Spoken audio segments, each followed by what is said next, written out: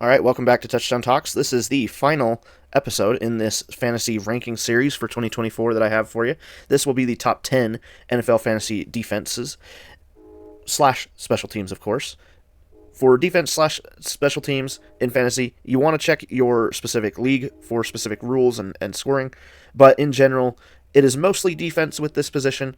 The special teams is added on there because that unit can often get points. Again, depending on your league, there can be some other things added, but the most common reason why that special teams is added on there is because in field goal attempts, if your team's special teams defense blocks a field goal attempt or an extra point, that can convert to fantasy points for you. So that's why the special teams part is on there, because it is still really special teams, but it is also a defensive play. So that's why that gets included in there for these defensive units in fantasy. So without further ado, let's get into this top 10, starting with our number 1, who are the Cleveland Browns. The Cleveland Browns finished as the number 3 defense and special teams last season, averaging 9.8 points per game for fantasy, while ranking top 10 in sacks and in interceptions.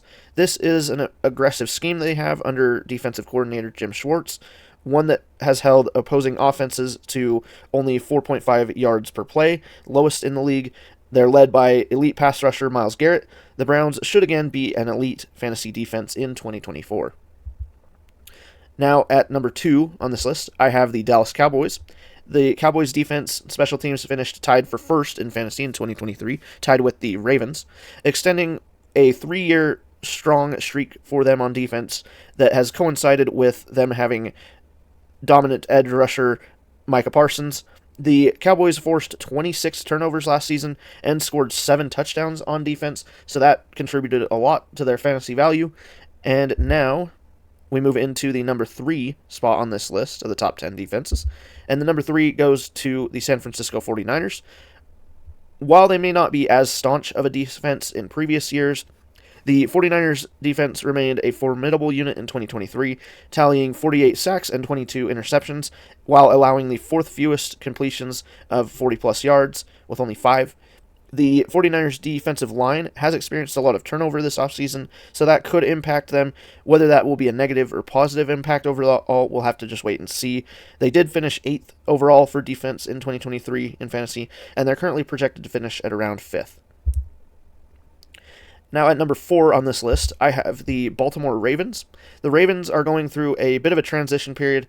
They lost defensive coordinator Mike Macdonald, who is now the head coach for the Seahawks, but they do have new defensive coordinator Zach Orr, and the unit last season averaged 10.1 fantasy points per game, which, as I had mentioned earlier, was tied with the Cowboys, while they also led the league in sacks and in points allowed per game, only allowing 16.4 per game. They finished tied first with Dallas in 2023, and they're currently projected to finish at 4th in 2024.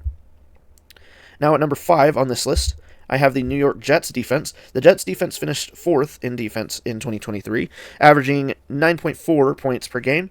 The Jets defense was great, despite its offense not being good at all. The team allowed 292.3 yards per game, which was the 3rd fewest in the league, and also gave up only 20.9 points per game, which ranked 12th. So they should be a good defense, and with the assumably much better offense they should have this year, with Rodgers being healthy and the other parts that they have there, if the offense can be more helpful to the team, that should possibly help out the defense more, give them more rest time, and allow that defense to be more potent against their opponents.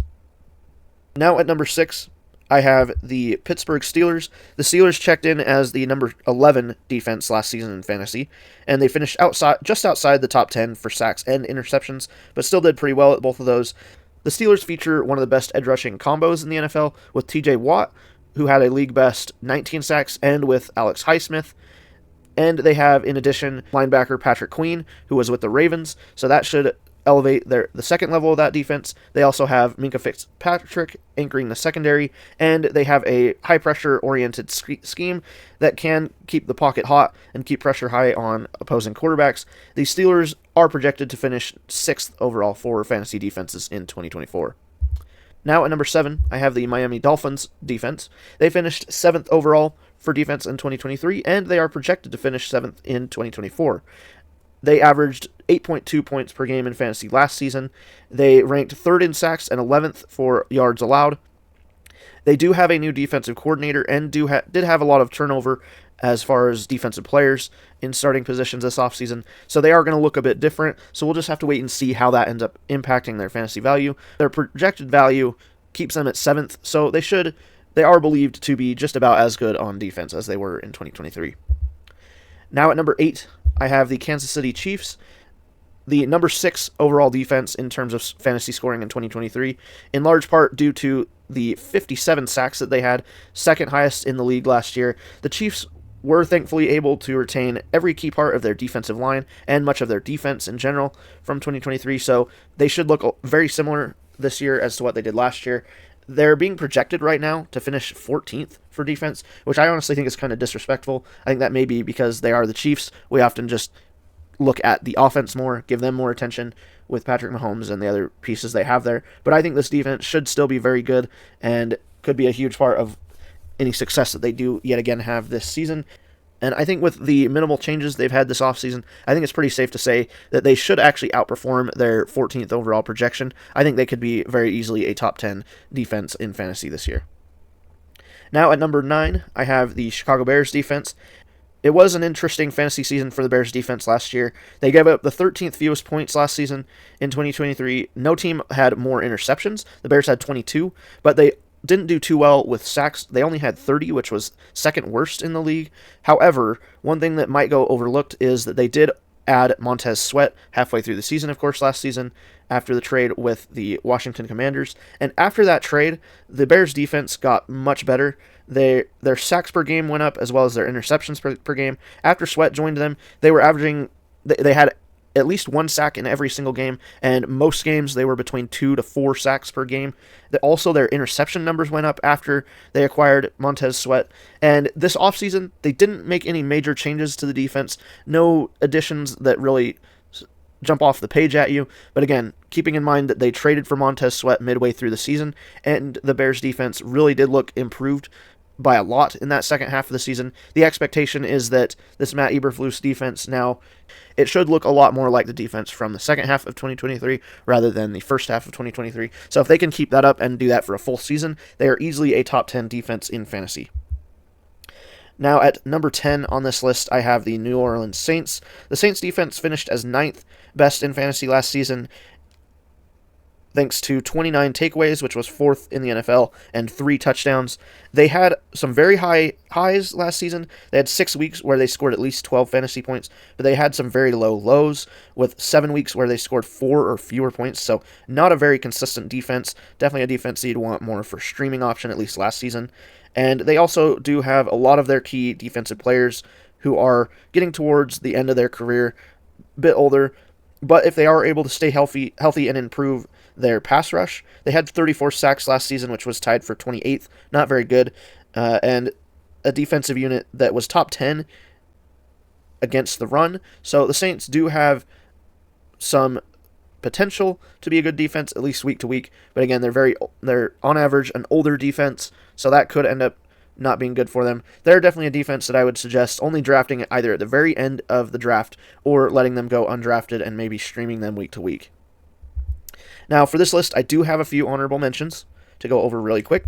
First, that being at number 11, the Cincinnati Bengals, followed by number 12, the Buffalo Bills, and then the final honorable mention will be the Philadelphia Eagles. All 3 of these honorable mentions, Bengals, Bills, Eagles, all defensive squads that, unless you're in a deep league, I wouldn't suggest really drafting them, but they could all be defensive groups that could end up being good options at least week to week when they have favorable opponents coming up. And with that was the top 10 fantasy defenses for 2024, as well as some honorable mentions. This has been a fun series to put together. I really appreciate you if you've watched this far in this video or in any of the videos. Let me know what you've thought of this series, what things I could do better in the future for a series like this. What other things would you like to see this season for fantasy content? I'm planning on doing more fantasy content. Just very curious on what those of you who do play fantasy or are interested in, what do you want to see that is fantasy related? Now, outside of fantasy, upcoming this week, very soon, the next video you should see from me will be my 2024 projections.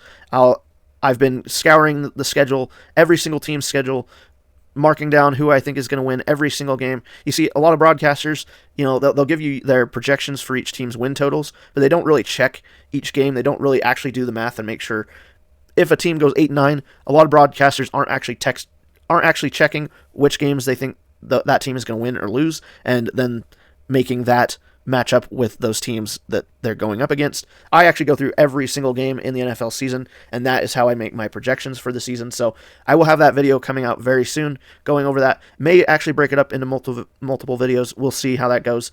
But anyways, want to encourage you to hit that like rating, comment down below, hit the subscribe button, and the notification bell so you don't miss any future videos. And with that, thank you for watching, and I will see you in the next video.